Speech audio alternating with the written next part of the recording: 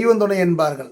அன்னை பராசக்தியர்களால் கணவனை பிரிந்து நரக வேதனையில் தன் குழந்தைகளை வைத்திருந்த பெண்ணுக்கு நடந்த அற்புதம் என்ன? ஓம் சக்தி சொல்லுமா. பேர் என்ன? சக்தி ஆதிபராசக்தி நாகசக்தி தாயே சரணம் சரணம் அம்மா. என் பேர் வனஜா. நான் உடையாம்பலத்துல வரேங்க. எந்த உடையாம்பாளையம்? கணபதி உடையாம்பாளையம். எங்க வீட்டுக்கார் பிரிஞ்சு 7 வருஷமா இருந்தார். போலீஸ் ஸ்டேஷனு கோர்ட்டுன்னு என்னை அலக்கடிச்சாங்க. இன்னொருத்தர் கூட கம்பேர் பண்ணி பேசினாங்க. எல்லாமே பண்ணினாங்க. ரொம்ப கொடுமைப்படுத்தினாங்க. எனக்கு நாகசக்தி அம்மா கோவிலுக்கு வந்த பாபுஜிட்ட அருள் கிடைச்சது. எங்க வீட்டு சாப்பாட்டுக்கே கஷ்டப்பட்டு கண்டிப்பாங்க. சாப்பாட்டுக்கே அரைவேறு கஞ்சி தான் குடிச்சேன். அது ஒரு வேலை தான் குடிப்பேன். ஒரு வேலை 2-3 வேலையும் கூட என்ன சாப்பிட முடியாது. 1/2 கிலோ அரிசி வாங்கிட்டு போய் வச்சு சாப்பிடுவேன். கஞ்சி தான் சாப்பிடுவேன். மனசார சொல்றேன், கஞ்சி தவிர எதுவும் எனக்கு கிடையாது. அப்படி இருக்கும்போது நான் பாபுஜி தேடி வந்தேன். அவர்கிட்ட அருள்வா கேட்கறதுக்கு வரும்போதும் கூட என்கிட்ட காசு இல்லை. பஸ்ஸுக்கும் கூட காசு கிடையாது.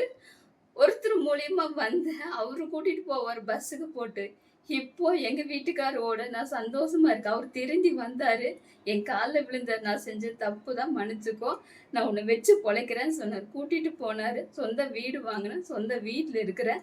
இப்ப ரீசனா சொந்தக்காரனால பில்லி சூனியம் வச்சு மடியும் எனக்கு சாகரெல்லாம் கொண்டு வந்து விட்டாங்க. கீழே விழுந்து L4 L5 டிஸ்க்கு பல்ஜ் ஆயிருச்சு. மடி சாமிச்சிட்டு பாபுஜி சாமிச்சிட்டே வந்து அவர் சொன்னாரு, ரெடி ஆயிருமா, 1/2 மணி நேரத்துல ரெடி பண்ணிடலாம்னு சொல்லி சொன்னாரு. அதே மாதிரி நீ எங்க வேலை செய்யற? நான் இப்ப ராமகிருஷ்ண ஹாஸ்பிட்டல் ஸ்டாஃபா இருக்கேங்க. என்ன ஸ்டாஃப்? என்ன வேலை? சிடி ஸ்கேன் ரூம்ல நர்சிங்.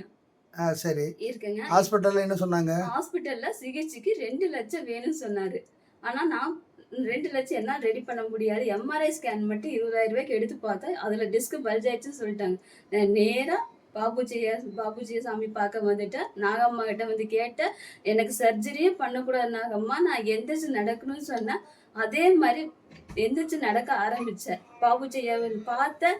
எனக்கு நாட்டு வைத்தியம் பண்ணி விட்டாரு. அன்னைக்கு காலையிலேயே எந்திரிச்சு நடக்க ஆரம்பிச்சது. நல்லா ஆயிடுச்சு. எந்த பிரச்சனையும் நல்லா இருக்கு. இப்போ 1 வருஷம் கழிச்சு வெள்ளிக்கிழமை ஆடி வெள்ளி 5வது வெள்ளி எனக்கு லீவு கிடைச்சது. நான் வந்து தரிசனம் பண்ணிட்டு போனேன். இப்பவும் வந்திருக்கு. இன்னைக்கும் வந்திருக்கேங்க நான். ஓம் சக்தி. ஓம் சக்தி ஆதிபராசக்தி நாகசக்தி தாயே சரணம்.